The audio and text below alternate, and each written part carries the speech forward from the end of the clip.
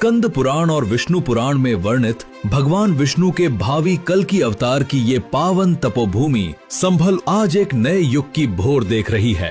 प्राचीन कल की मंदिर, मां कैला देवी धाम और चंदौसी की ये सांस्कृतिक धरा अब मुख्यमंत्री योगी आदित्यनाथ जी के सुदृढ़ नेतृत्व में प्रगति की एक अभूतपूर्व गाथा लिख रही है।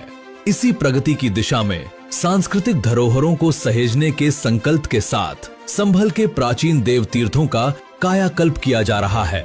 39.52 करोड़ रुपए की लागत से पर्यटन विकास परियोजनाओं पर कार्य हो रहा है, जिसमें संभलेश्वर महातीर्थ, सूर्य कुंड, चंद्र तीर्थ आदि शामिल हैं। आध्यात्मिक विकास के साथ साथ प्रकृति और विकास के उत्कृष्ट संतुलन का सबसे बड़ा प्रमाण है दशकों से लुप्त वर्धमार नदी का पुनर्जीवन, जो अब जन सहभागिता से पुनः प्रवाहित होकर इस धरा को अभिसिंचित कर रही है।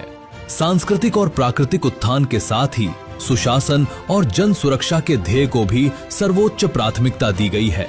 इसी के दृष्टिगत संभल में आधुनिक नवीन पुलिस लाइन और त्वरित न्याय हेतु इंटीग्रेटेड कोर्ट कॉम्प्लेक्स आकार ले रहे हैं। इसके अतिरिक्त प्रत्येक परिस्थिति में आम जन की सुरक्षा सुनिश्चित करने तथा आपदा प्रबंधन हेतु पीएसी बटालियन की स्थापना भी की जा रही है।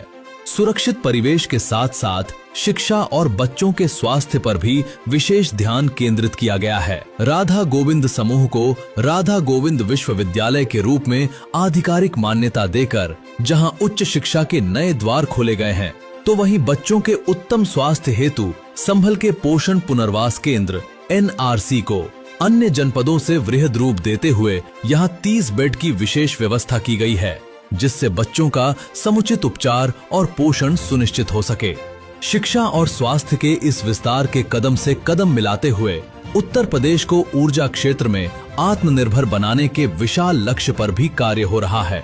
इसी क्रम में संभल में एक वृहद परमाणु ऊर्जा संयंत्र की स्थापना का मार्ग प्रशस्त किया जा रहा है, जो राज्य की ऊर्जा आवश्यकताओं को एक नई दिशा प्रदान करेगा। ऊर्जा आत्मनिर्भरता के साथ कनेक्टिविटी को भी नई शक्ति मिल रही है।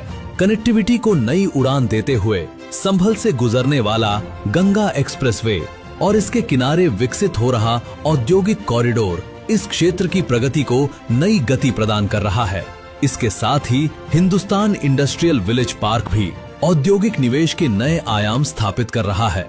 औद्योगिक विकास के इसी अनुकूल वातावरण में अपनी पारंपरिक कारीगरी के बल पर one district one product ODOP के अंतर्गत संभल का GI टैग प्राप्त हॉर्न एंड बोन हस्तशिल्प आज वैश्विक पटल पर अपनी अमिट छाप छोड़ रहा है। इसी का परिणाम है कि आज संभल उत्तर प्रदेश के शीर्ष निर्यातक जनपदों की श्रेणी में पूरे गौरव के साथ खड़ा है और राज्य की आर्थिक उन्नति में अपना अमूल्य योगदान दे रहा है। विकास की इसी निर्बाध यात्रा को और अधिक गति प्रदान करते हुए मुख्यमंत्री योगी आदित्यनाथ जी द्वारा संभल एवं चंदौसी विधानसभा क्षेत्रों के लिए 569 करोड़ रुपए की 66 विकास परियोजनाओं का भव्य लोकार्पण और शिलान्यास किया गया है।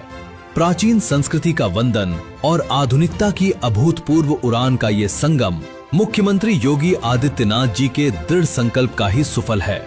ये है उत्तम प्रदेश का उभरता हुआ गौरव, एक सुरक्षित, सशक्त और आत्मनिर्भर संभल।